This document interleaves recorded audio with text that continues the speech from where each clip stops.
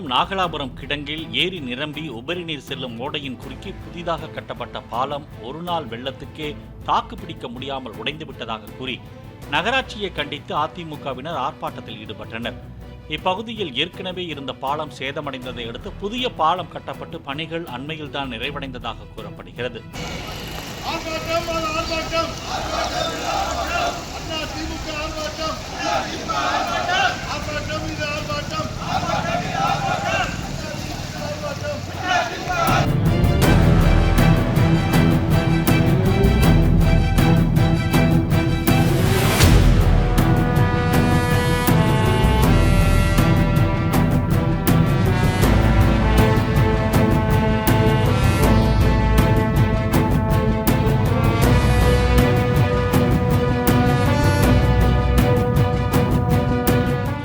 Play store மற்றும் app ஸ்டோரில் இருந்து பாலிமர் செயலியை QR கோடு மூலம் பதிவிறக்கம் செய்யுங்கள்.